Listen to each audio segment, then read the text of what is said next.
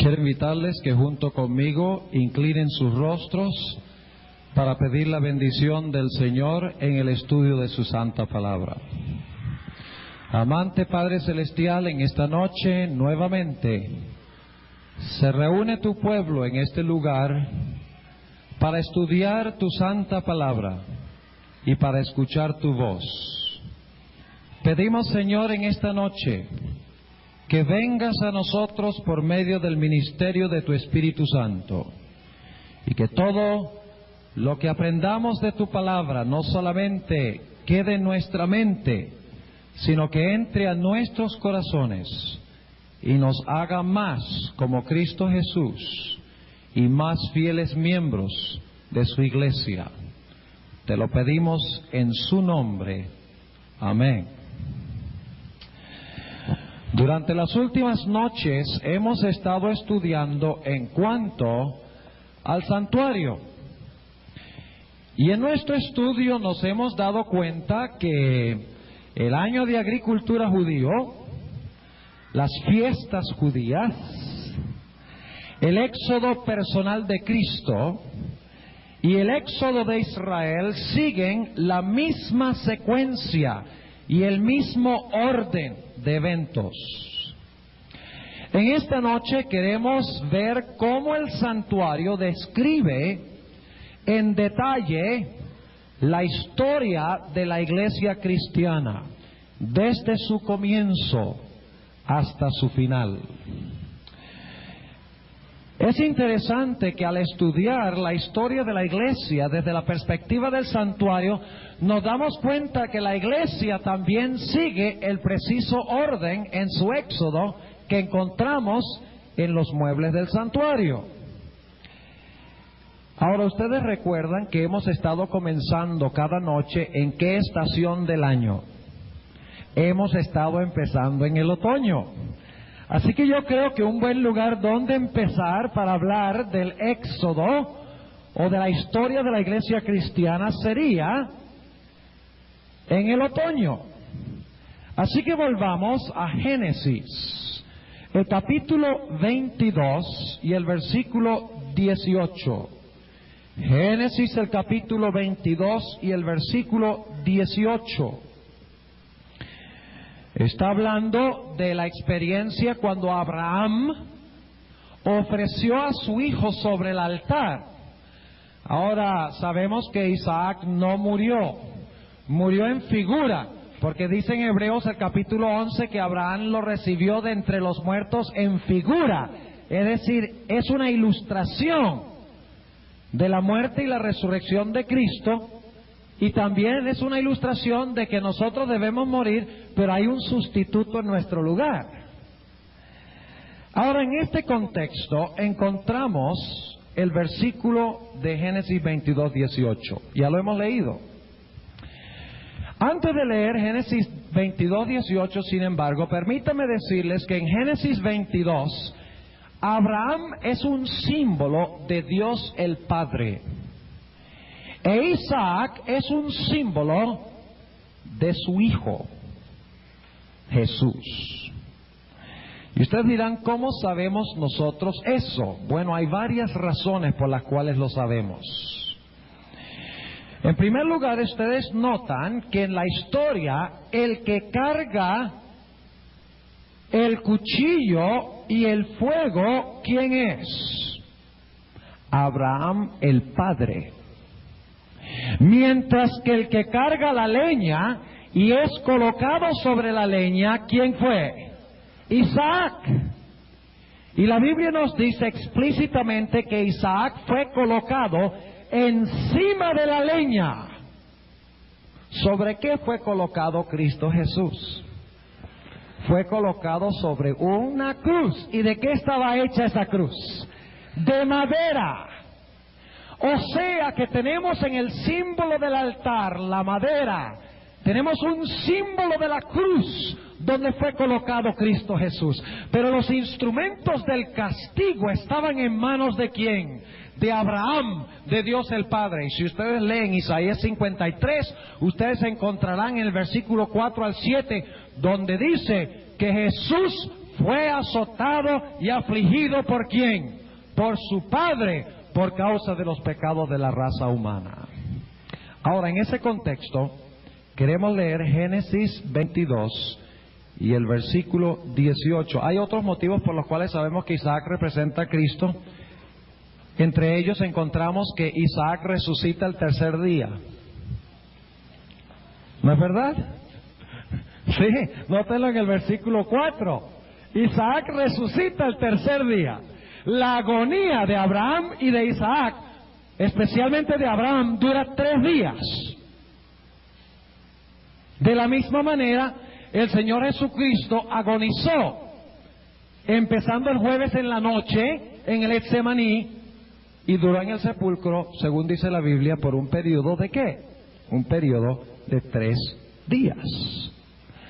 Además, la Biblia llama a Isaac el único hijo de Abraham, en Génesis 22.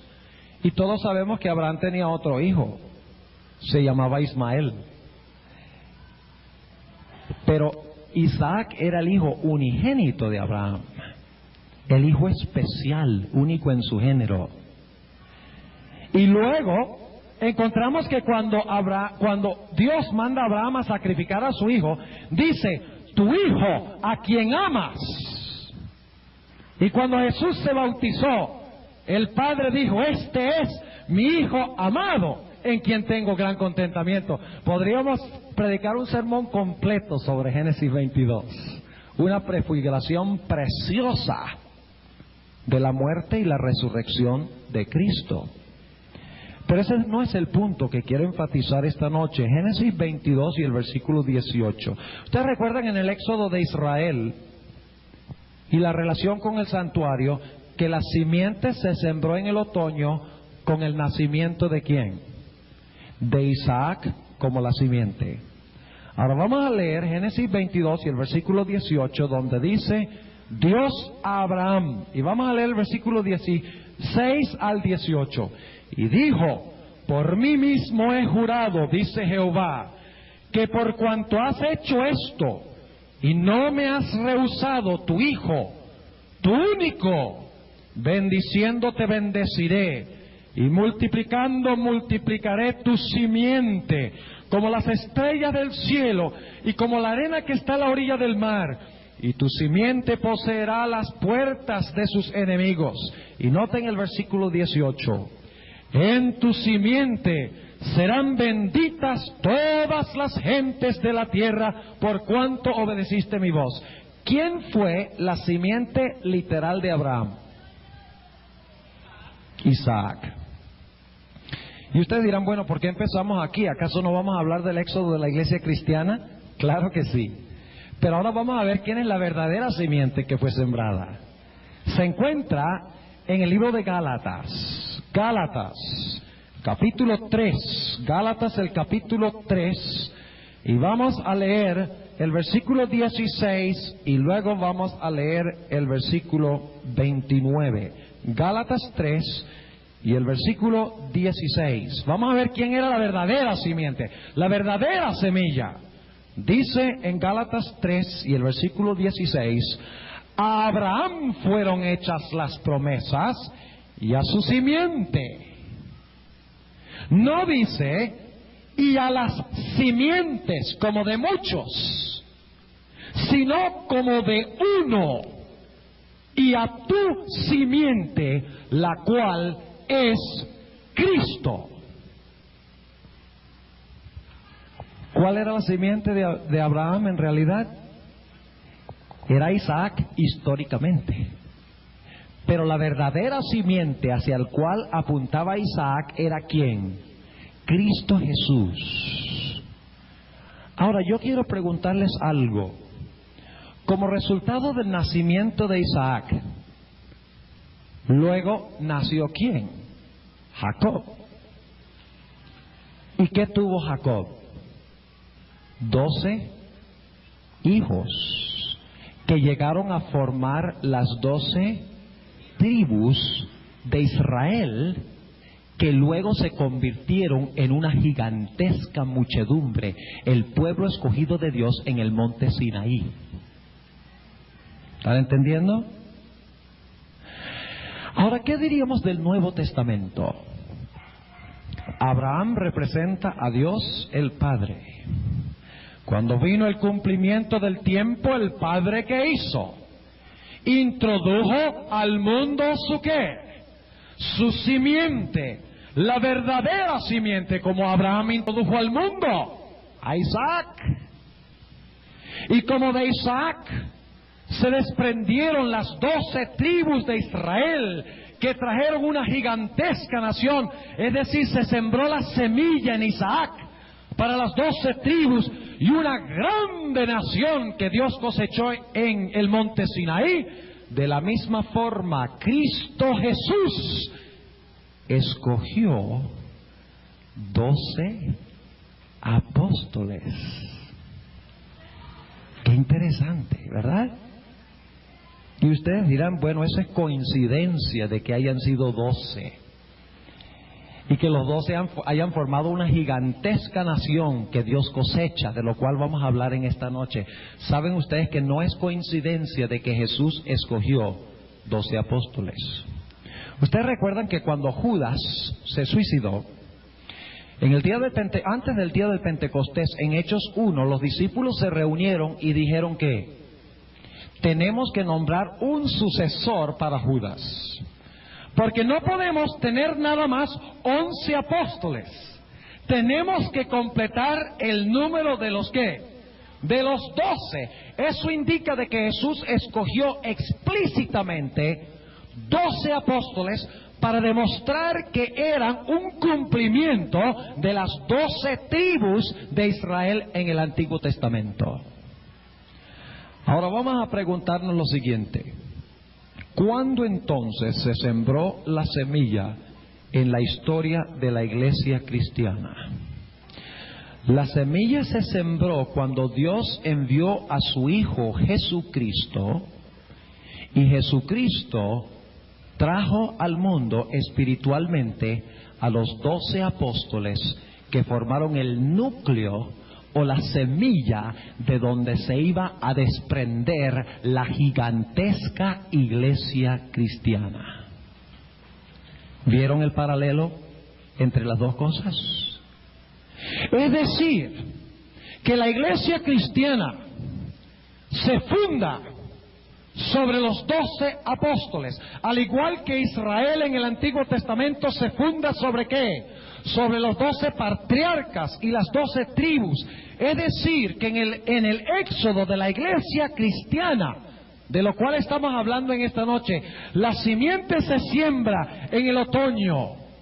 La simiente se siembra cuando Cristo Jesús, la simiente llega y escoge 12 apóstoles como el fundamento de la iglesia cristiana, como el inicio de la iglesia cristiana. Así como a través de Isaac se establecieron las 12 tribus que llegaron a formar una grande nación. Ustedes recuerdan que después que las 12 tribus, o no las 12 tribus, pero los 12 hijos de Jacob nacieron y crecieron, que el pueblo de Dios, ¿cuál es la próxima etapa en el año de la agricultura? Después del otoño, cuando se siembra la semilla, se sembró la semilla con el nacimiento de Isaac y las 12 tribus, los 12 hijos de Jacob. En el Nuevo Testamento se sembró cuando vino Cristo a la simiente y llamó a los 12 apóstoles. Ese es el otoño. Ahora hablemos un momentico del invierno. ¿Cuándo es el invierno de la iglesia cristiana? ¿Qué características tenía el invierno? El invierno era ¿qué? Oscuro, frío, infértil. Y ustedes recuerdan en el éxodo de Israel de Egipto que se dio una profecía exacta de tiempo que ellos iban a pasar cautivos al poder del dragón. Y leímos en Éxodo 12, 40 y 41 de que esa profecía de tiempo que decía cuánto tiempo iban ellos a pasar en Egipto oprimidos bajo tinieblas, se cumplió el mismo día que terminaron los 400 años profetizados en Génesis, el capítulo 15 y el versículo 16. Ahora yo quiero preguntar, en la historia de la iglesia cristiana, después que se sembró la semilla, después que Cristo vino enviado por su Padre, después que Cristo llamó a los 12 apóstoles, ¿qué sucedió con la iglesia cristiana? Yo veo a algunos sonriendo, pero no oigo ninguna respuesta. ¿Qué sucedió con la iglesia cristiana? ¿Qué pasó con Israel cuando fueron a Egipto? ¿Cayeron en qué? En servidumbre, y perdieron en gran medida ¿qué? La verdad de Dios. Perdieron la práctica y en gran medida el conocimiento del sábado. Llegaron a creer en la inmortalidad del alma. Llegaron a adorar imágenes de dioses.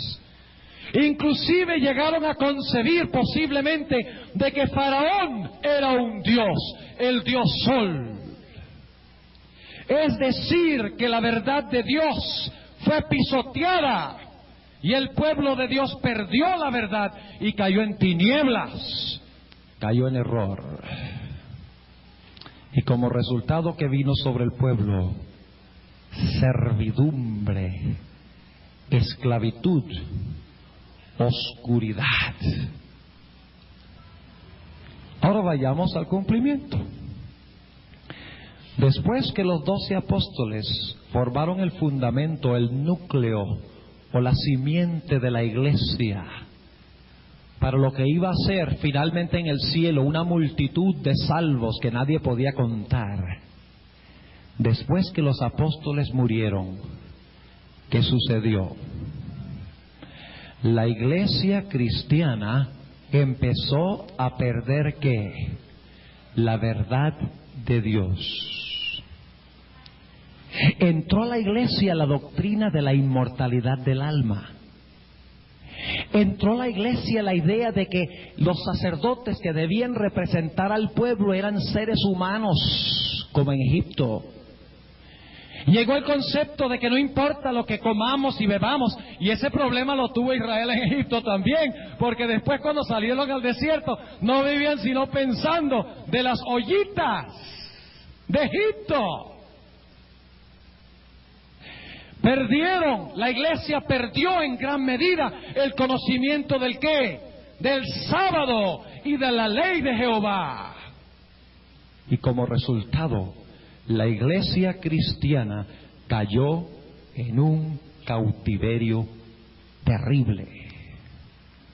El cautiverio de los 1260 años, que se conoce como las edades oscuras. ¿Cuál fue el invierno de la iglesia cristiana? ¿Qué pasaba en la agricultura durante el invierno? Era que oscuro. ¿Y cómo se llama la Edad Media? Las edades que oscuras. Se perdió la verdad. Los hombres fueron subyugados y perseguidos y pisoteados y oprimidos como Israel en Egipto. Y por si acaso alguno lo duda, la Inquisición tuvo a bien matar, según los historiadores, a más de 50 millones de mártires que querían seguir lo que dictaba su conciencia. Amarga servidumbre, amarga oscuridad. El invierno que vino después de la siembra de la simiente apostólica. ¿Están siguiendo lo que estamos diciendo? Ahora, había una profecía de tiempo con Israel que decía la fecha exacta cuando se iba a terminar la servidumbre, que decía exactamente cuántos años iba a durar la servidumbre de Israel bajo el poder de Egipto. Había una profecía de tiempo que decía cuánto tiempo iba a durar el periodo de oscurantismo y la esclavitud de la iglesia cristiana. Vamos a leerlo en el libro de Apocalipsis. Apocalipsis. Y esto se menciona varias veces. Y se usan tres términos para referirse a este periodo. Se le llama los 1260 días, se le llama los 42 meses, y también se le llama tiempo, tiempos y la mitad de un tiempo. Una profecía de tiempo donde Dios decía: por 1260 años mi iglesia será pisoteada, mi iglesia será perseguida, mi iglesia será esclavizada. El invierno de la iglesia cristiana, la oscuridad de la iglesia cristiana, las edades oscuras. Apocalipsis, el capítulo 12 y el versículo 13. Y cuando vio el dragón que él había sido arrojado a la tierra, persiguió ¿a quién? A la mujer que había parido al hijo varón. ¿Y a dónde huye la mujer? ¿A dónde huyó Israel cuando Faraón trató de recuperarlos? Al desierto. ¿Y Faraón se le llama el gran qué? ¿Y a Faraón se le llama qué? Vaya coincidencia. En la Biblia no hay coincidencias. Y luego noten lo que dice: ¿cuánto tiempo iba a durar esta persecución? Había una profecía de tiempo, como los 400 años que iban a pasar en Egipto. Dice aquí en el versículo 14: y fueron dadas a la mujer 2 alas de grande águila, para que de la presencia de la serpiente volase, ¿dónde? Al desierto. Y si ustedes desean pueden leer Deuteronomio, el capítulo 32 y el versículo 11, y dice que Dios, cuando Israel salió de Egipto, dice Dios que los tomó en alas de águila y los sacó de Egipto para llevarlos a la tierra de Canaán. Hasta en eso hay un paralelo. Y dice: fueron dadas a la mujer 2 alas de grande águila. El águila representa salvación. Para que de la presencia de la serpiente volase al desierto, a su lugar donde es que mantenida por un tiempo y tiempos y la mitad de un tiempo. Ahora, los que son adventistas saben cuánto significa ese tiempo. Un tiempo es un año, 2 tiempos, 2 años. Y medio tiempo, medio año, 3 años y medio. Pero como en las profecías, un año literal significa ¿qué? Significa un día simbólico o un año simbólico.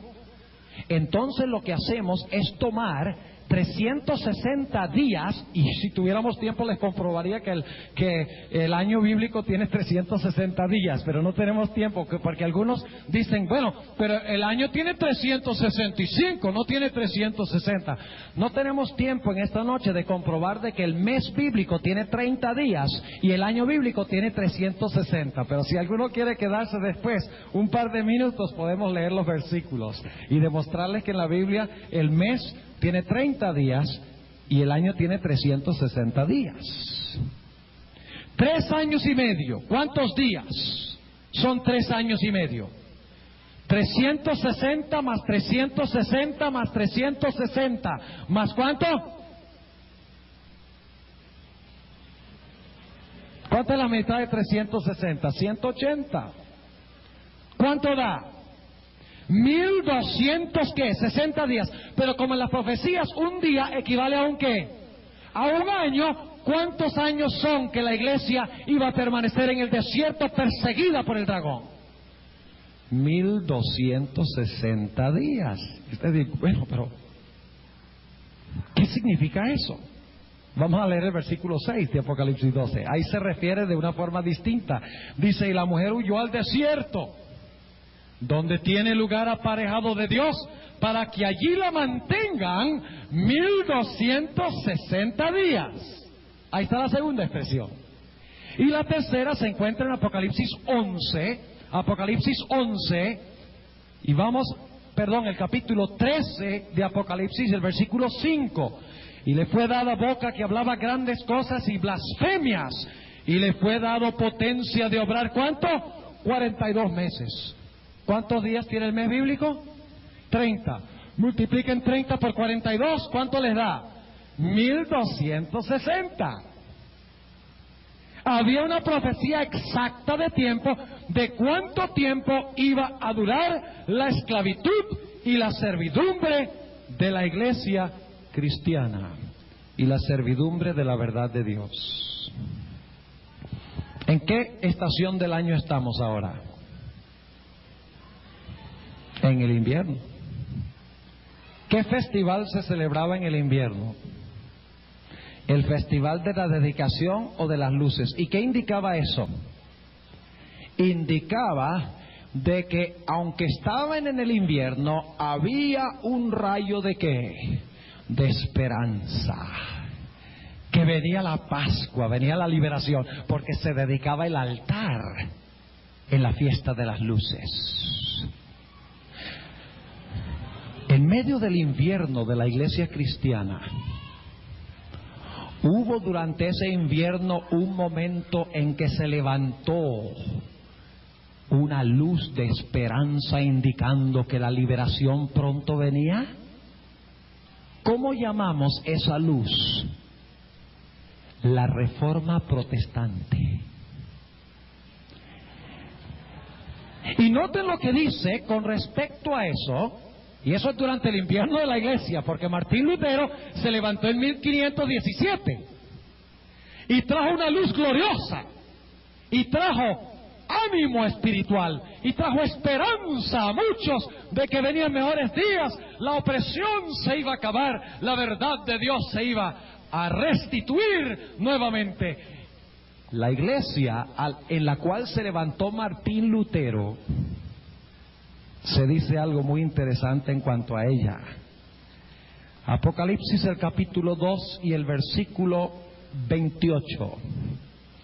Aquí está hablando de la iglesia de Tiatira. ¿Cuál es el periodo de la iglesia de Tiatira, adventistas? Es la iglesia de la Edad Media. La iglesia del periodo cuando Jezabel trae idolatría e inmoralidad en medio del pueblo de Dios. Tiatira es 538 a 1798. ¿Y qué le da Dios a la iglesia de Tiatira? Le da un rayo de esperanza. Noten el versículo 28. Y le daré la estrella de la mañana. ¿Qué es la estrella de la mañana? ¿Cómo se llama la estrella de la mañana?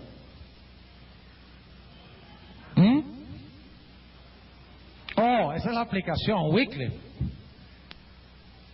que presagió el levantamiento de Lutero y otros. Pero ¿qué distingue a la estrella de la mañana? Si ustedes se levantan bien temprano, en la mañana ustedes encontrarán que cuando tal vez no en la ciudad porque hay muchas luces, pero si estuvieran en el campo ustedes se darían cuenta que hay una estrella que es la última en desaparecer en la mañana. Esa es la estrella de la mañana. Y lo que indica esa estrella es que pronto, cuando se ve esa luz sola en la oscuridad, es una indicación de que pronto viene ¿qué? La mañana.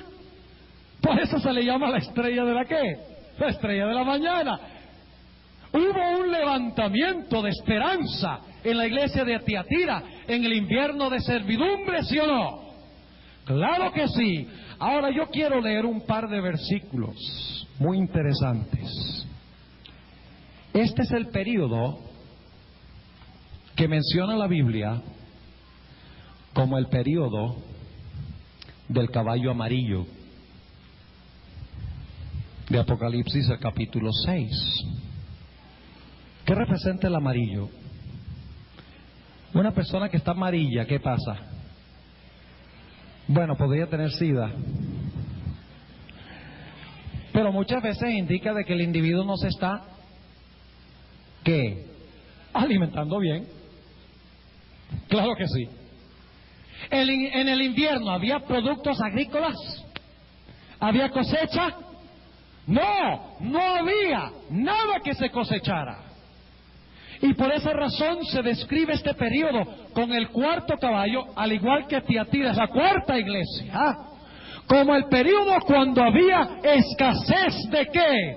De pan. ¿Y qué representa el pan? La verdad, la palabra de Dios. Es decir, que durante la Edad Media había muy poca palabra de Dios, porque la iglesia prohibía leerla. Inclusive la iglesia la conservó en el idioma latín para que nadie pudiera leerla. Y si conseguían a alguien leyéndola, era castigado por la Inquisición. Esto es histórico.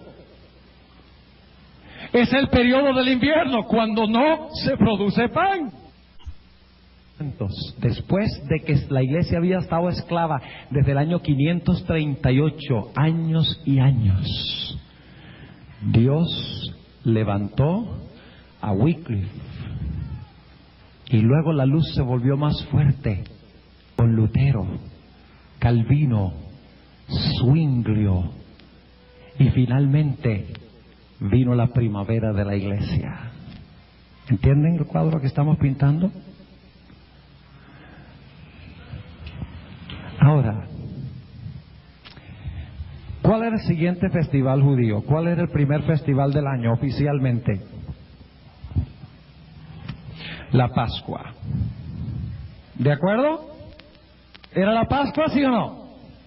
Claro que sí. Ahora vamos a preguntarnos, ¿cuándo es la Pascua de la iglesia cristiana? Vamos a Apocalipsis, el capítulo 11. Apocalipsis, el capítulo 11 y el versículo 3. Apocalipsis 11:3, y no se distraigan ni por un instante, porque acá vamos a hablar de algo que es extraordinario. Vamos a hablar de la Pascua de la iglesia cristiana. ¿Qué pasaba en la Pascua? El cordero que moría. Y cuando el cordero moría, ¿qué pasaba con el dragón que había oprimido al pueblo de Dios? ¿Era qué? Era vencido, era muerto, era sepultado en las aguas airadas del Mar Rojo. ¿Recuerdan? No olviden eso. Las aguas airadas del Mar Rojo se tragaron al dragón y se tragaron a los seguidores del dragón, ¿verdad?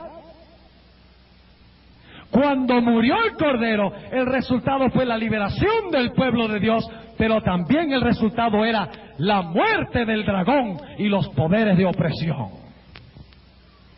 Ahora vamos a Apocalipsis 11, versículo 3.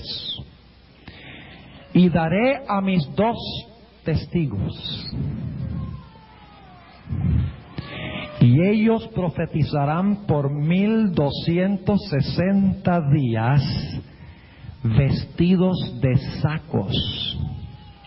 ¿Qué representa vestidos de sacos? ¿Qué es la palabra? Lámpara es a mis pies tu palabra y lumbrera mi camino. Aquí dice que los 2 testigos iban a testificar vestidos de qué? De sacos. Ahora, ¿qué representan estos 2 testigos? Son los mismos 2 candeleros. Son los mismos 2 árboles de oliva. Son la misma cosa. Lo único es que se están tratando de enfatizar 3 cosas. Los árboles de oliva dan el aceite. El aceite cae en los candeleros. Y los candeleros dan testimonio. ¿Cuántos entienden lo que estoy diciendo? ¿Entienden? Por eso vamos a encontrar que se dice, estos son los 2 testigos, estos son los 2 candeleros, estas son las 2 olivas. Y algunos dicen, bueno, ¿qué son al fin y al cabo? ¿Son candeleros, son olivas o son testigos? Son las 3 cosas. Porque el aceite de oliva cae al candelero, y el candelero da ¿qué cosa? Y el candelero da su luz. Pero los dos testigos aparentemente no están dando mucha luz, porque están vestidos ¿de qué? De sacos, están de luto. ¿Y de qué color es el luto? Negro. ¿Y de qué color es la noche? Negro. ¿Estamos en el invierno, sí o no?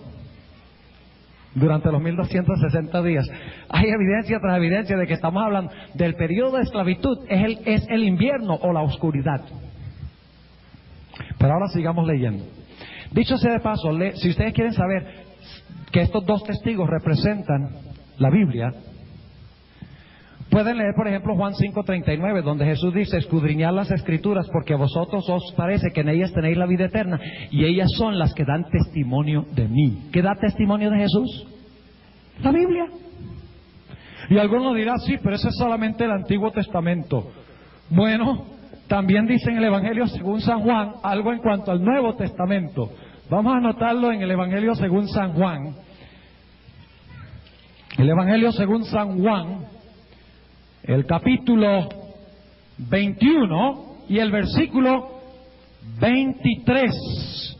Y vamos a ver que el Nuevo Testamento también da testimonio. El Antiguo da testimonio y el Nuevo da testimonio. ¿Testimonio de quién?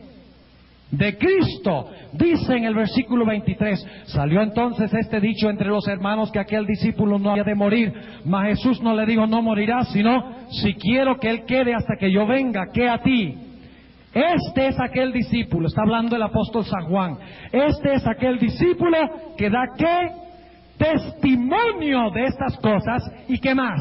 Y escribió estas cosas, y sabemos que su testimonio es verdadero. El Nuevo Testamento también da testimonio. Por eso son dos testigos, el Antiguo y el Nuevo Testamento.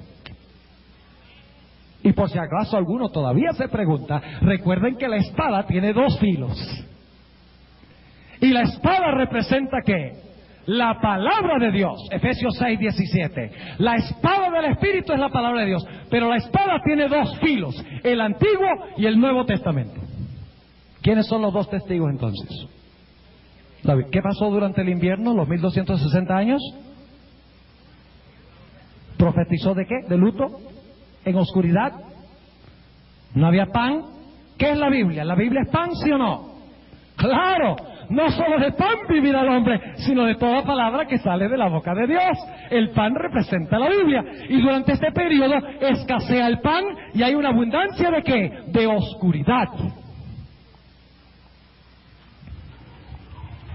El mayor enemigo que tenemos es el reloj.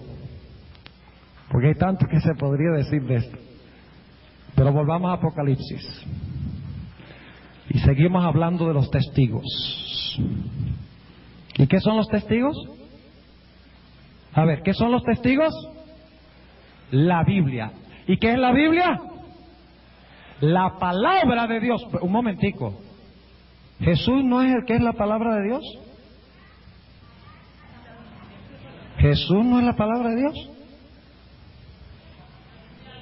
¿Cómo es que la Biblia es la palabra de Dios si Jesús es la palabra de Dios? ¿De quién da testimonio la Biblia? Jesús es la palabra de Dios en persona. La Biblia es la palabra de Dios escrita. Lo cual significa que el que rechaza la palabra de Dios escrita está rechazando ¿a quién? Eso es serio. Ahora sigamos. Vamos al versículo 3 nuevamente. Y daré a mis dos testigos y ellos profetizarán por 1260 días vestidos de sacos. Estas son las dos olivas y los dos candeleros que están delante del Dios de la tierra. Y si alguno les quisiere dañar, sale fuego de la boca de ellos y devora a sus enemigos. Y si alguno les quisiere hacer daño, es necesario que él así sea muerto. Ahora noten el versículo 6. Estos tienen potestad ¿de qué?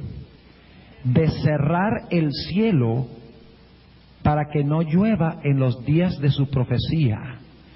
Y noten la segunda parte del versículo. Tienen poder para que no caiga ¿qué? Lluvia. ¿Y qué representa la lluvia? El Espíritu Santo. ¿Cuánto valor tiene la Biblia sin el Espíritu Santo? El mismo valor que tiene un candelero sin aceite. Pero tiene otra cosa que hace la palabra de Dios. Noten la última parte del versículo 6. Y tienen poder sobre las aguas. ¿Qué representan las aguas proféticamente? Las muchedumbres. Tienen poder para convertir las aguas, es decir, las muchedumbres, para convertirlas en ¿qué? En sangre, y para herir la tierra con toda plaga cuantas veces quisieren. Ahora vamos a repasar rápidamente. ¿Cuándo se sembró la semilla? Cuando vino Cristo y escogió ¿qué? A los 12 apóstoles. ¿Cuándo es el invierno? Eso es en el otoño. ¿Cuándo es el invierno? Cuando la iglesia entra en ¿qué? Esclavitud y servidumbre. Las edades oscuras. Cuando no hay luz. Cuando los testigos profetizan en sacos y en silicio, dice un poco más adelante en el capítulo 11, sacos y silicio. Pero luego, en medio del invierno, se levanta una luz de esperanza. La estrella de la mañana, la reforma protestante, trayendo nuevamente la Biblia en el idioma del pueblo. Por eso Lutero tradujo la Biblia, y el pueblo, eso fue como respirar aire fresco y puro. Y luego, después de eso, encontramos la Pascua. ¿Dónde está la Pascua? Ustedes notan que los dos testigos tienen poder para convertir las aguas en ¿qué? En sangre. Vamos a leer un poquito más adelante en este capítulo. Versículo 7. Escuchen bien. ¿Qué son los dos testigos? La Biblia.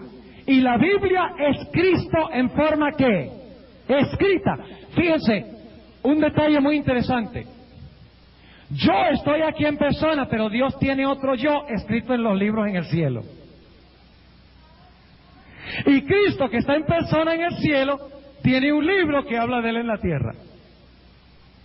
Donde yo no estoy literalmente, estoy escrito en un libro espiritualmente. Ahora, noten lo que dice el versículo 7. Y cuando ellos hubieren acabado su testimonio, o cuando estén acabando su testimonio, ¿testimonio cuándo? ¿Vestidos de qué? De sacos.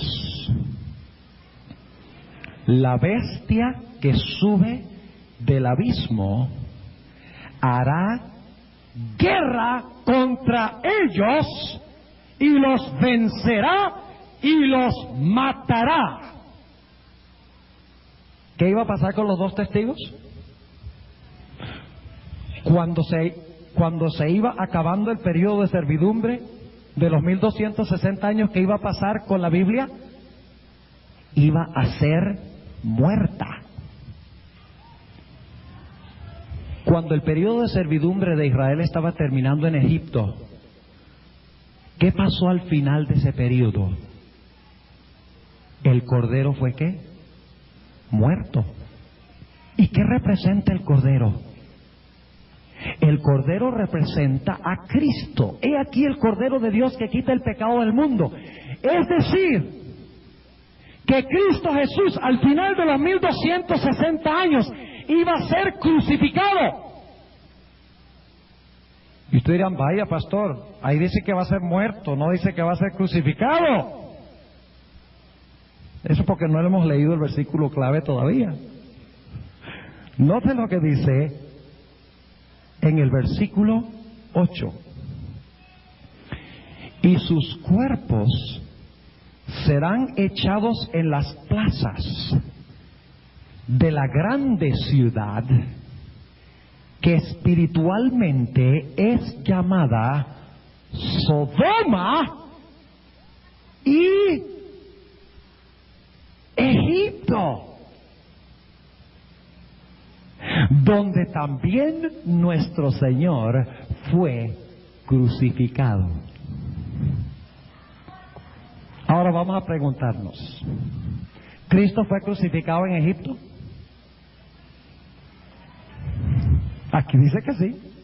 Aquí dice que los dos testigos iban a ser crucificados donde Cristo fue crucificado, y dice que Cristo fue crucificado en Egipto. ¿Cómo, pastor?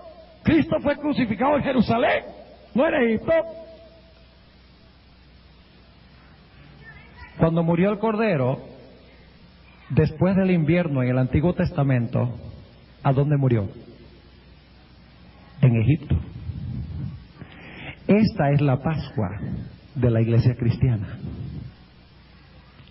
Ahora, todavía nos queda preguntar lo siguiente: ¿cuándo es que fue la Biblia crucificada y cómo fue crucificada la Sagrada Escritura? ¿Y por qué dice que en Egipto? Si fue crucificado Jesús en Jerusalén. La respuesta es sencilla. En primer lugar, en el Antiguo Testamento, el Cordero que representaba a Cristo murió ¿dónde? En Egipto, después del invierno. De la misma manera aquí dice que los dos testigos iban a morir después del invierno, también en Egipto. Pero Jesús no murió en Egipto sino en Jerusalén. ¿Qué significa todo esto? Vamos a Éxodo 5:2. Éxodo 5 y el versículo 2. Ustedes se dan cuenta que la Biblia tiene una hilación tremenda.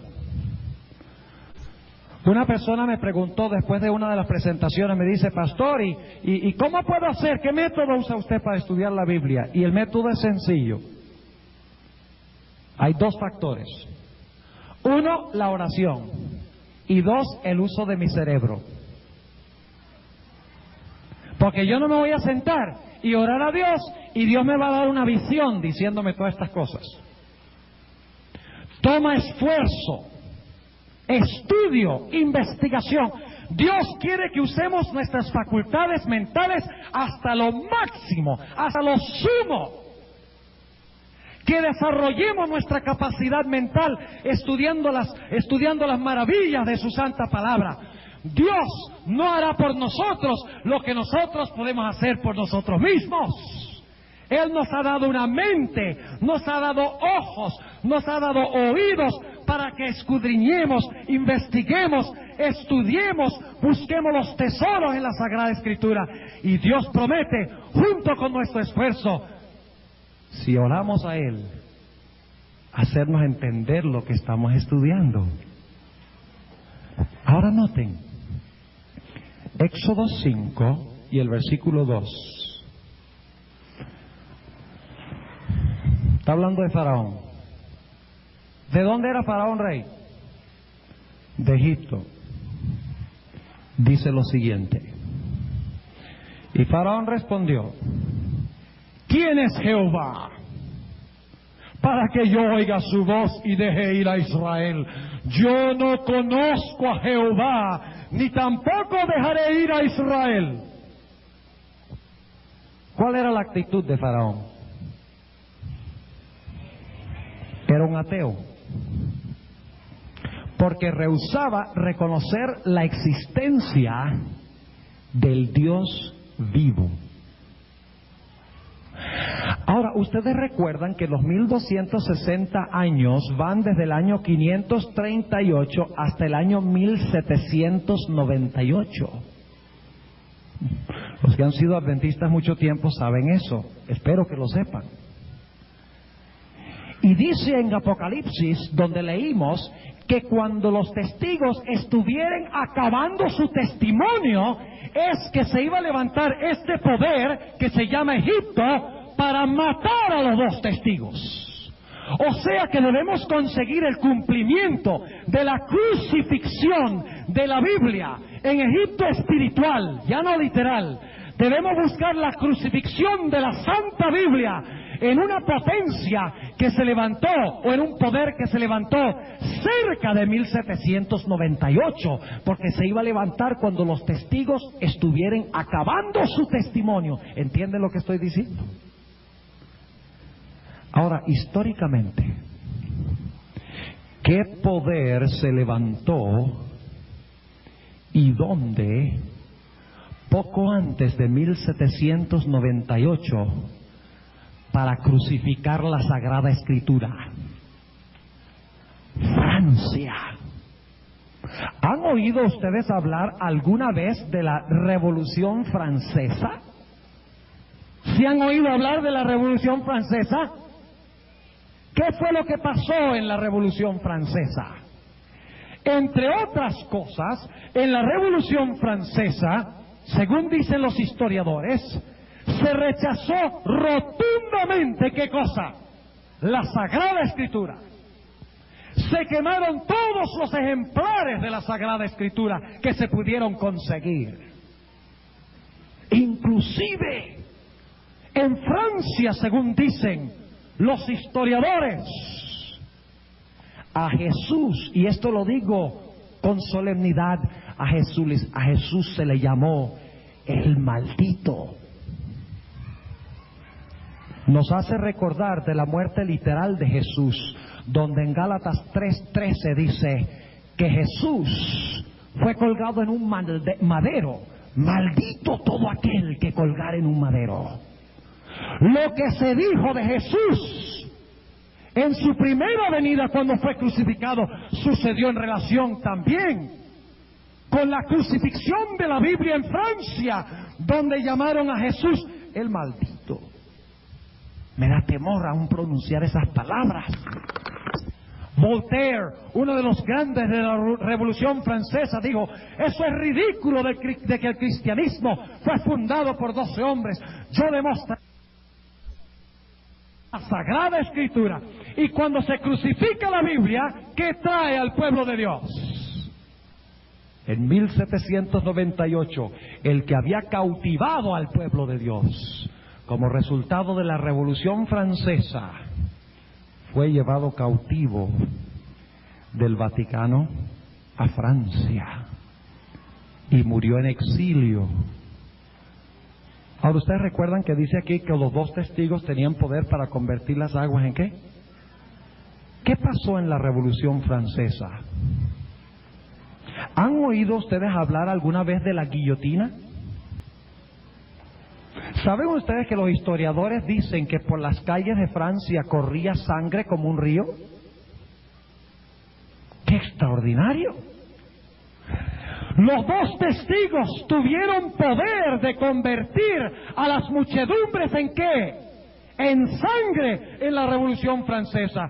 Yo quiero preguntarles, en la Revolución Francesa,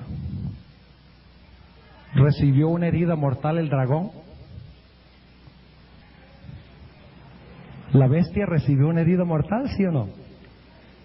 Cuando Israel salió de Egipto, ¿el faraón y todos sus ejércitos fueron sepultados en las aguas?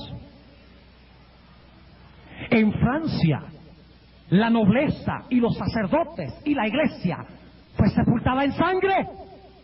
Fue sepultada por las aguas y las muchedumbres airadas contra la opresión que había existido durante la Edad Media, durante la Edad Oscura. Sí. O sea que la muerte de la Biblia trajo ¿qué? Liberación para el pueblo de Dios del periodo de servidumbre. Liberación en el año 1798 del dragón opresor, de la iglesia apóstata de la Edad Media. Trajo muerte a ese sistema que los había cautivado, como trajo muerte en las aguas del Mar Rojo. ¿Cuál era el próximo mueble en el santuario? El lavacro.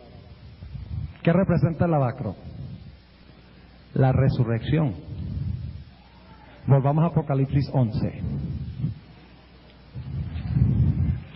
Hasta ahora los testigos están en el altar, los crucificaron y los mataron. Y quedaron muertos, ¿no? Cuando a Cristo lo crucificaron, quedó muerto. No. Después de 3 días, ¿qué pasó con Cristo? Y luego después de su resurrección, ¿qué hizo? Ascendió. ¿Entienden lo que estamos diciendo? Ahora vamos a Apocalipsis 11 nuevamente. ¿Saben ustedes que también la gente se burlaba de Cristo y de la Biblia en la Revolución Francesa? Dice que abiertamente en las calles blasfemaban a Dios y practicaban actos de inmoralidad. Por eso se le llama no solamente Egipto, sino que se le llama Sodoma. Practicaban prostitución pública, homosexualismo público en Francia. Mueren en el altar los testigos, la Biblia, Cristo a través de su palabra. Pero ahora noten lo que dice en el versículo 11. Y después de 3 días y medio, el Espíritu de vida enviado de Dios entró en ellos. Y se alzaron sobre sus pies. Y vino gran temor sobre los que los vieron. Ahora yo les pregunto, cuando Cristo murió, ¿hubo un gigantesco qué? ¿Hubo lo mismo en Francia? Noten lo que dice en el capítulo 11 y el versículo 13. Y en aquella hora fue hecho un gran ¿qué? Temblor de tierra. Cuando Cristo murió, un temblor. Cuando la Biblia fue crucificada, un temblor. Pero dice que al igual que Cristo murió y resucitó, los 2 testigos, Cristo en la Biblia, después de morir, dice que entró en él espíritu de ¿qué? Espíritu de vida enviado de Dios. ¿Quién resucitó a Cristo según vimos en el tema de anoche? El Espíritu Santo. Entró en ellos y se alzaron sobre sus pies y vino gran temor sobre los que los vieron. ¿Y luego qué hicieron los 2 testigos? Ascendieron al cielo. ¿Qué hizo Cristo después de que Él murió y resucitó? Ascendió al cielo a comenzar su ministerio, ¿dónde? En el lugar santo. Ahora noten lo que dice aquí en el versículo 12. Y oyeron una grande voz del cielo que les decía, subid acá. Y subieron al cielo en una nube. ¿Cómo subió Jesús cuando fue al cielo? Según Hechos el capítulo 1. Subió en una nube, según dice esto. ¡Qué extraordinario! Cómo la historia de la iglesia cristiana sigue el orden exacto y perfecto del santuario. Pero solamente hemos llegado ni a la mitad del tema.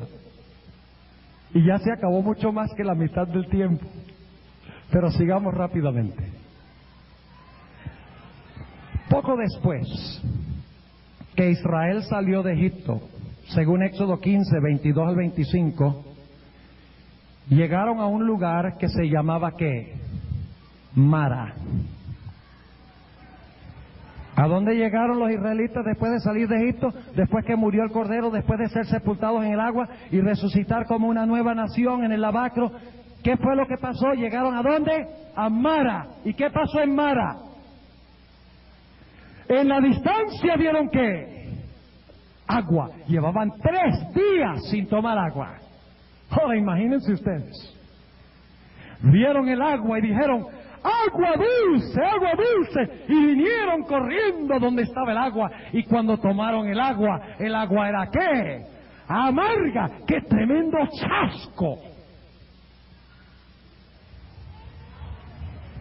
Después del año 1798, cuando los 2 testigos murieron y resucitaron, el pueblo de Dios sufrió, supuestamente iba a ser dulce, pero resultó ser amargo. Eso se relata en Apocalipsis el capítulo 10, el gran chasco. Ahora Israel salió de Egipto dirigido ¿por qué? Por la columna de fuego y la columna de nube. Ahora, quiero preguntar, ¿la iglesia, después del periodo de cautiverio, salió dirigido por una columna de fuego, sí o no? Noten Apocalipsis el capítulo 10. Apocalipsis el capítulo 10 y el versículo 1. Y vi otro ángel fuerte descender del cielo. Y este ángel es Cristo, dicho sea de paso. ¿Quién estaba en la nube con los israelitas? ¿Quién estaba en la columna de fuego? ¿Quién era ese? Cristo mismo. Y aquí dice, vi otro ángel fuerte descender del cielo cercado de una nube, y el arco celeste sobre su cabeza, y su rostro era como el ¿qué? Como el sol, y sus pies como ¿qué? columnas de fuego. El remanente es dirigido en su éxodo de la Edad Media por aquel que tiene piernas que son como columnas de fuego. ¿Y qué era lo que dirigía Israel? La columna de fuego. Ahora, ¿qué representaba esa columna de fuego? ¿Cuál era el propósito de la columna de fuego? Ya lo leímos en Éxodo. Era el propósito de alumbrar sus pies de noche. ¿Qué dice el Salmo 119, 105? Lámpara es a mis pies tu palabra y lumbrera mi camino. Ahora el pueblo es dirigido en su éxodo, como los testigos han resucitado, es dirigido en su éxodo del cautiverio de la Edad Media. ¿Por qué? Por la palabra de Dios. Vamos a leerlo en el Salmo 105. Salmo 105 y el versículo 43 al 45. Salmo 105 y el versículo 43 al 45. Un pasaje muy interesante que explica por qué Dios sacó a su pueblo de Israel. Dios sacó a su pueblo de Israel con la intención de que ellos hicieran algo. Él quería establecerlos en Canaán, pero antes de entrar a Canaán tenían que hacer algo. Noten el Salmo 105 y el versículo 43 al 45. Salmo 105 y el versículo 43 al 45. Dice: y sacó a su pueblo con gozo, es decir, lo sacó de Egipto con gozo, con júbilo a sus escogidos, y dióles las tierras de las gentes, y las labores de las naciones heredaron. ¿Y por qué les dio Dios eso? Para que guardasen sus estatutos y observasen sus leyes. ¡Aleluya! Hoy hay muchas iglesias que les gusta decir ¡aleluya! Pero según esto, Dios sacó a su pueblo de Egipto y los llevó a Canaán para que guardaran su ley. ¡Aleluya! No es posible decir aleluya sin guardar la santa ley de Jehová. Fueron sacados por la columna de fuego que alumbraba sus pies, que era la palabra de Dios, pero más específicamente la santa ley. Y ese texto que leímos del Salmo 119, 105, lámpara es a mis pies tu palabra y lumbrera mi camino, viene de un salmo que es un himno en honor a la santa ley de Jehová. Ahora tenemos que avanzar más rápidamente. ¿Cuál es el próximo festival? Las trompetas, ¿verdad? No. ¿Cuál es el próximo festival? El Pentecostés. ¿Y qué pasó en el Pentecostés? ¿Qué pasó en el Pentecostés? ¿Recuerdan? Israel, que había sido sacado de servidumbre, fue oficialmente incorporado como el pueblo escogido de Dios. Recuerdan que leímos eso en Éxodo 19, 5 y 6. Ahí se hizo el pacto y Dios dijo: este es mi pueblo y yo soy su ¿qué? Y yo soy su Dios. El Pentecostés. Cuando el pueblo de Dios, en el cumplimiento, salió del cautiverio de Egipto espiritual, cuando salió del cautiverio del periodo de los 1260 años, ¿a dónde los llevó Jehová? ¿Cómo se llamó el pueblo que formó Dios, que salió del cautiverio? Estamos hablando ahora no del Antiguo Testamento, sino en la aplicación. Poco después de terminar el cautiverio, Dios escogió a un pueblo y lo incorporó como su pueblo especial, ¿sí o no? ¿Cómo se llama ese pueblo? La Iglesia Adventista. ¿Saben ustedes en qué fecha se fundó la Iglesia Adventista? En 1844. Ahora yo quiero preguntarles algo. Escuchen bien lo que voy a decir. ¿Cuándo se fundó la nación de Israel? En el año 1445, cuando llegaron al Sinaí. Ellos llegaron a ser el pueblo de Dios en el Sinaí. Antes de eso no habían sido el pueblo, ¿verdad? No. Durante el periodo de apostasía, cuando fueron esclavos en Egipto, ¿eran el pueblo de Dios? ¿Sí o no? Cuando los patriarcas tenían la verdad plena de Dios, ¿eran el pueblo de Dios? ¿Israel? ¿Hasta dónde llegaba el origen de Israel? Hasta el tiempo de su fundación en Abraham. La iglesia adventista del séptimo día, en 1844, que Dios sacó del cautiverio para proclamar su ley, que los sacó de la Edad Media, de las edades oscuras, fue restablecida en 1844, pero su origen es un origen ¿qué? Apostólico. Porque las doctrinas que enseña la iglesia adventista son doctrinas que enseñaban los apóstoles. Lo que hace que una iglesia sea apostólica no es que pretenda ser apostólica, sino que enseñe y practique lo que enseñaron los apóstoles. Y si yo leo mi Biblia correctamente, los apóstoles guardaron el sábado. ¿Cierto? Los apóstoles guardaban el sábado. Ahora, ¿qué hubo en el Sinaí? Hubo truenos, hubo relámpagos, hubo voces, etcétera, ¿verdad? Ahora vamos a Apocalipsis 11. Apocalipsis, el capítulo 11, que fue nuestra lectura bíblica de esta noche. Apocalipsis, el capítulo 11, y vamos a leer empezando en el versículo 19. Esto pasa en 1844. 1844 es el Sinaí de la iglesia adventista. Necesitan recordar ese dato. 1844 es el Sinaí de la iglesia adventista. Dice en el capítulo 11 y el versículo 19: y el templo de Dios fue abierto en el cielo, y el arca de su testamento fue vista en su templo, y fueron hechos ¿qué? Relámpagos y voces y truenos y terremotos y grande ¿qué?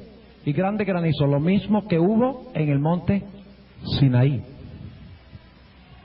Dios levantó al pueblo adventista en 1844 en armonía con la profecía de los 2300 días.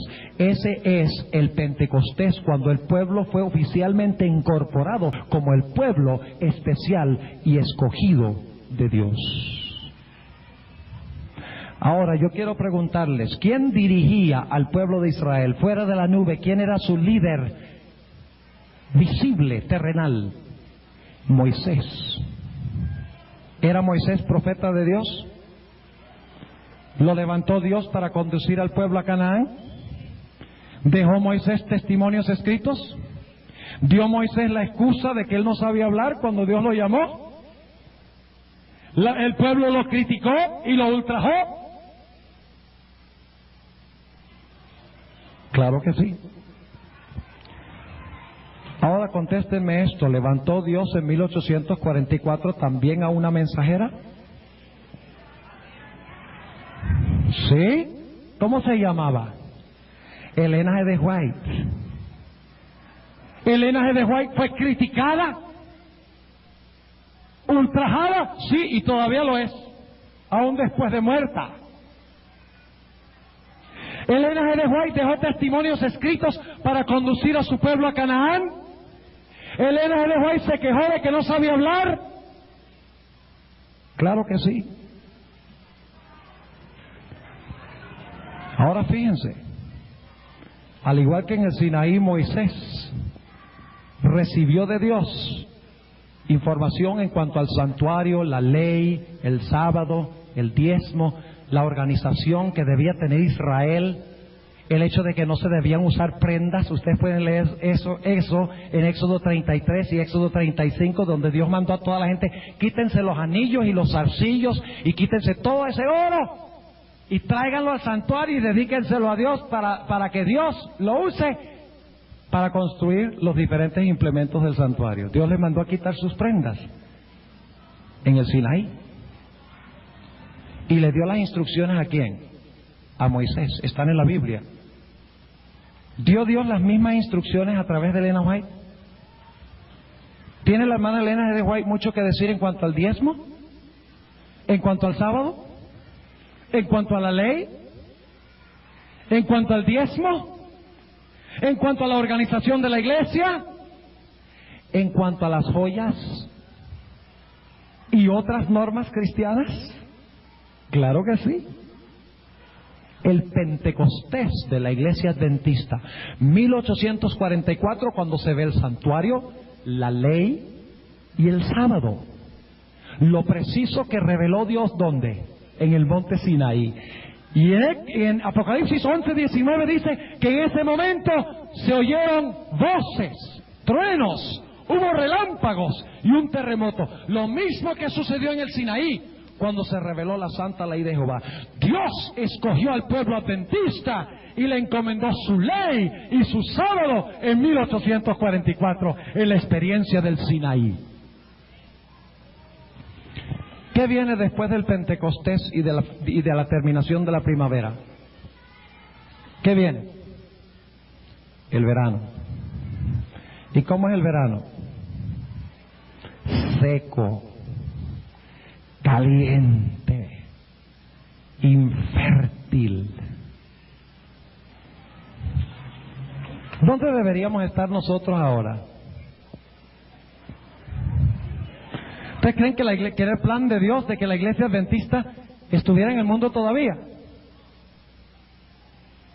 Ustedes recuerdan que cuando hablamos del éxodo de Israel, dijimos que era el plan de Dios de que el Sinaí fuera el Pentecostés y también que trompetas, hubo trompetas, expiación, hubo separación, y tabernáculos era el plan llevarlos directamente a tabernacular, por así decirlo, en la tierra de Canaán.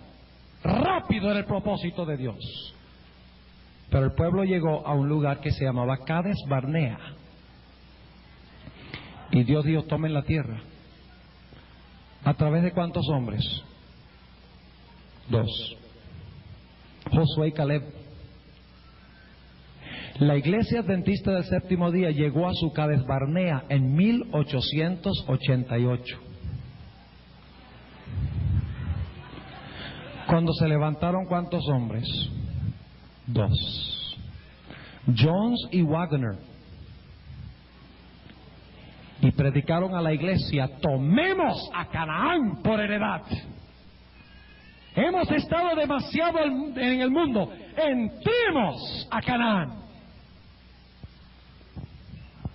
¿Y qué dio el pueblo? Gracias, pero no gracias. Los gigantes son muy grandes, las ciudades son muy amuralladas, el enemigo es demasiado poderoso. Y Dios los condenó a vagar en el desierto por 40 años.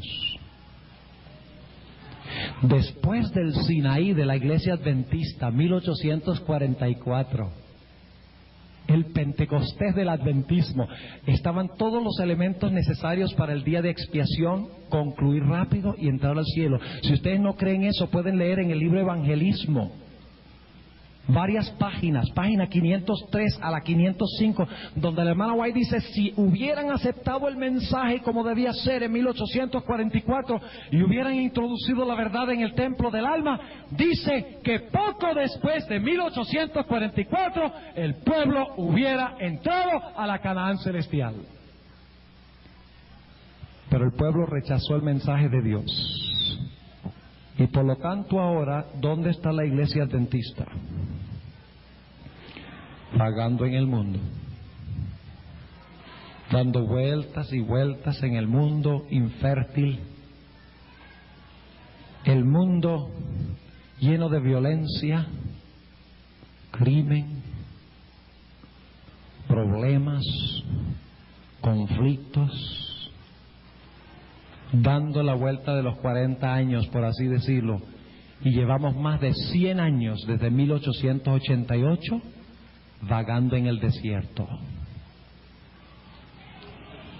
Ustedes recuerdan que con Israel, y vamos a avanzar rápidamente a las 3 festividades y las voy a conectar todas. Ustedes recuerdan que era el plan de Dios de que el Pentecostés y los últimos 3 festivales se realizaran en rápida sucesión sin el verano.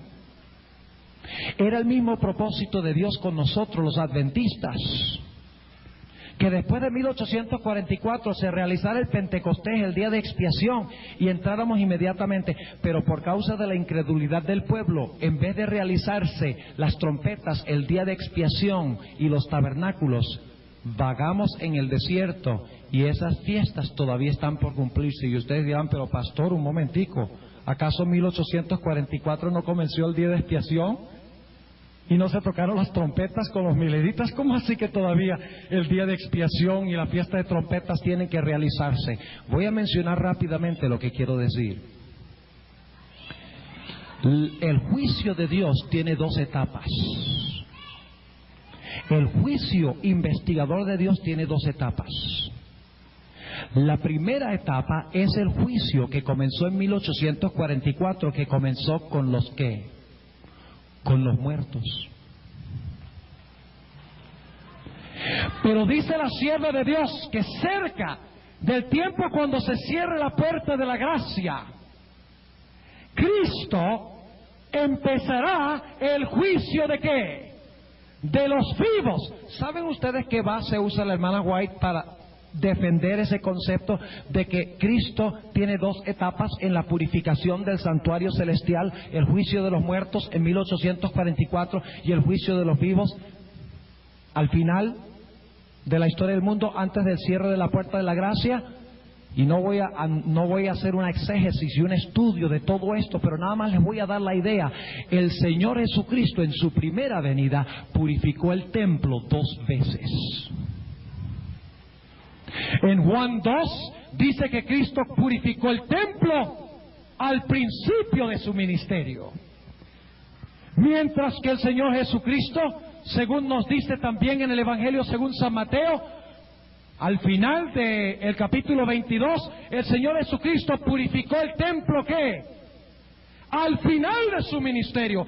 Y ella dice de la misma manera, Cristo en su ministerio celestial comenzó el juicio de los muertos en 1844, pero nuevamente se proclamarán las trompetas anunciando que está por empezar el juicio de los vivos.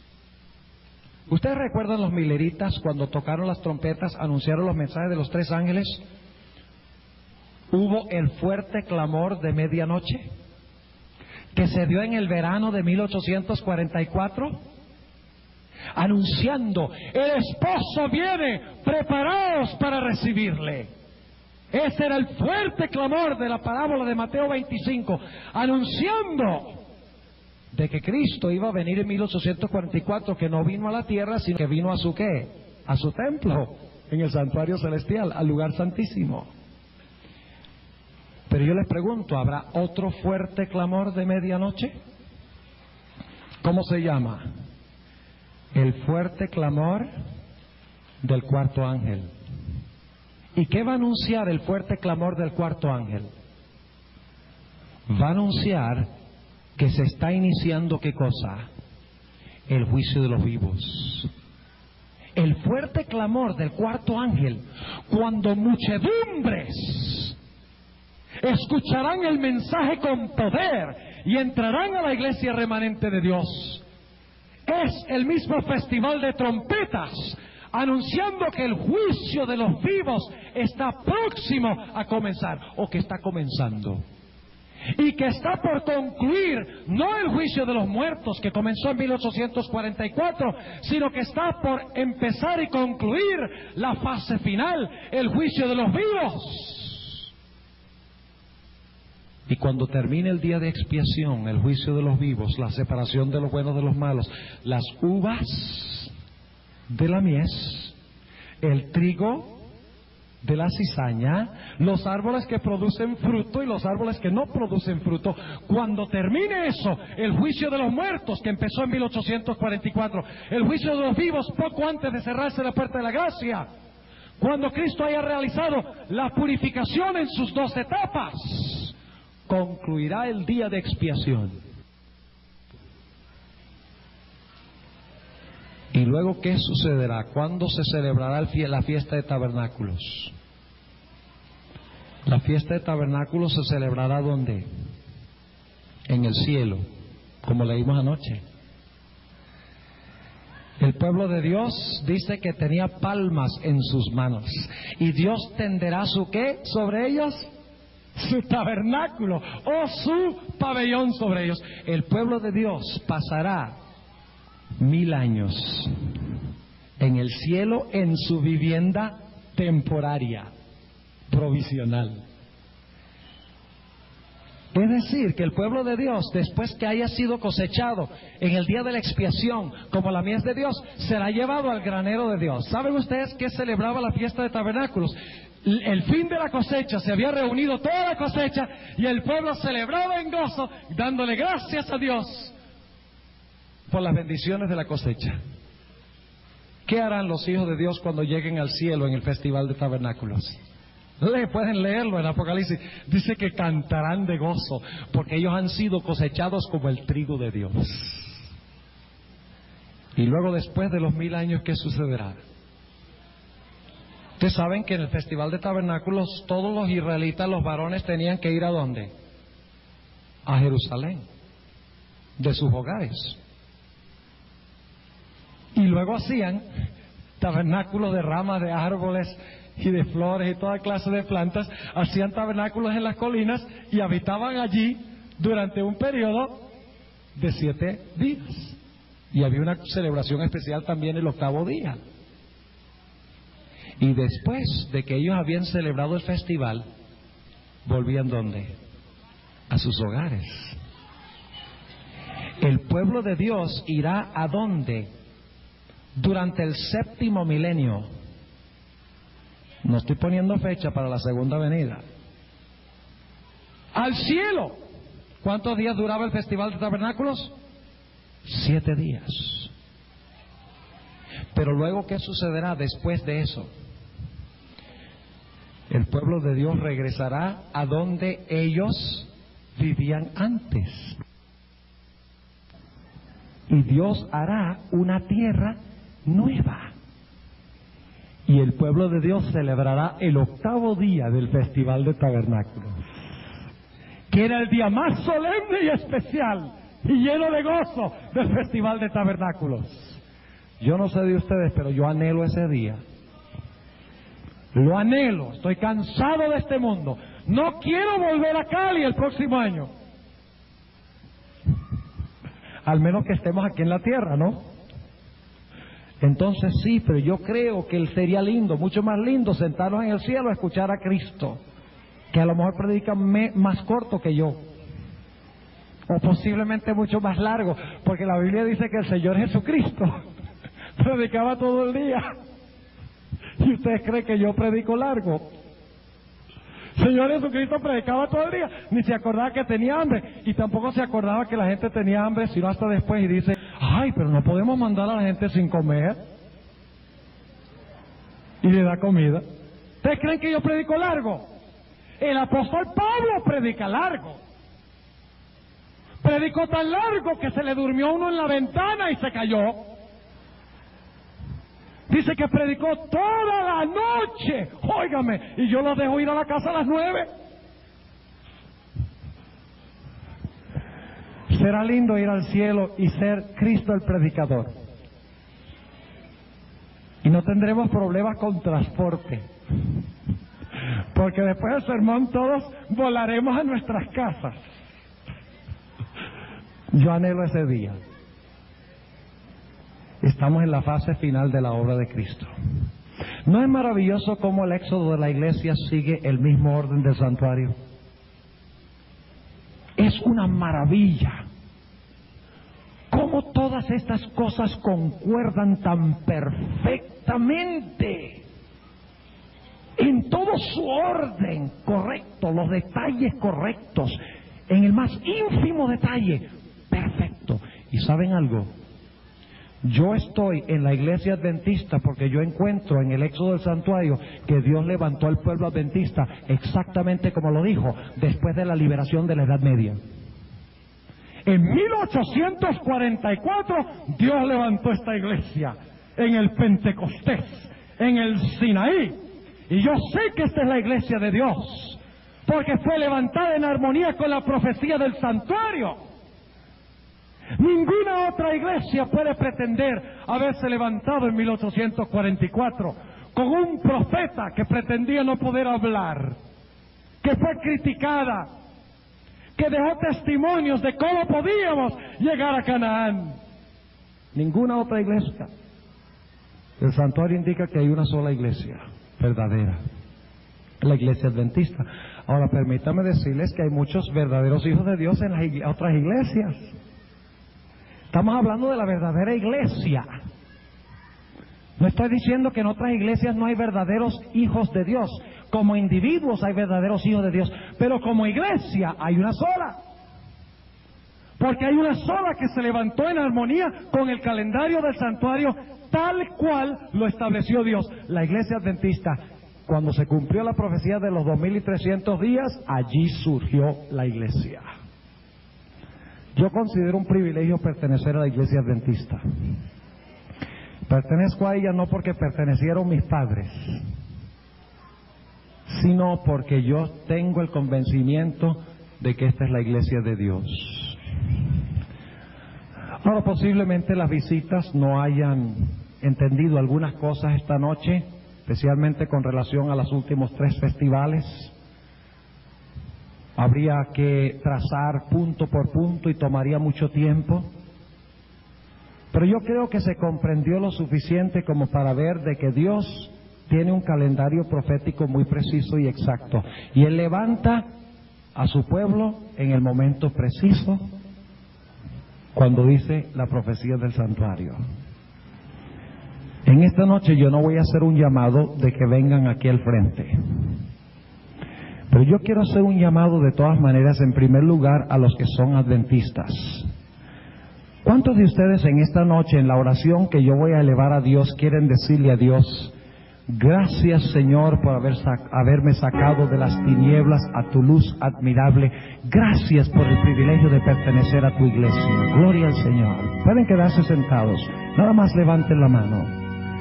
Ahora yo quiero preguntar a las visitas, aquellos que no son miembros de la iglesia adventista del séptimo día, aquellos que no han sido bautizados en la iglesia, la verdadera iglesia de Dios, como lo indican las profecías.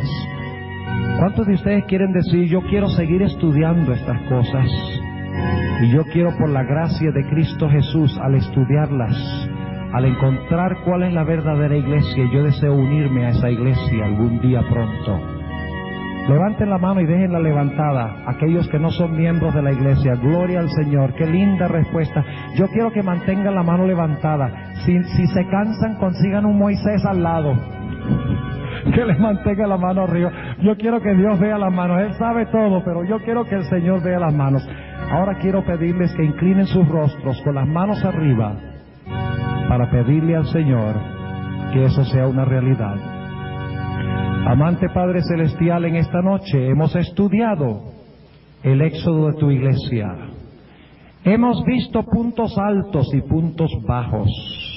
Hemos visto su invierno, estamos ahora en el verano, pero sabemos que todo funciona en perfecta armonía con tu calendario y que estamos cerca del fin de la historia del mundo y que pronto tu iglesia irá a pasar la eternidad contigo. Te doy gracias en esta noche por los hermanos y hermanas de la iglesia que han expresado una reconsagración y una gratitud a ti por pertenecer a tu iglesia. Y oro en forma especial, muy especial, por aquellas personas que en este momento tienen las manos alzadas a ti, como si fuera tratando de alcanzar tu mano, para tomarte de la mano y pertenecer a ti y a tu iglesia. Te pido, Señor, que tú no permitas que nada ni nadie en este mundo, ni los demonios siquiera, puedan desanimar a estas almas de unirse a tu iglesia.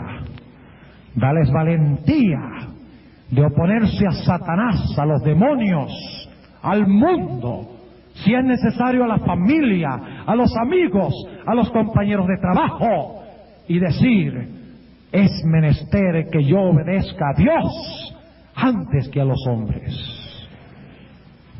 Gracias, Señor, por contestar esta petición. Y yo sé que tú lo harás, porque te lo pido en el nombre y por los méritos de Cristo, nuestro precioso Salvador. Amén.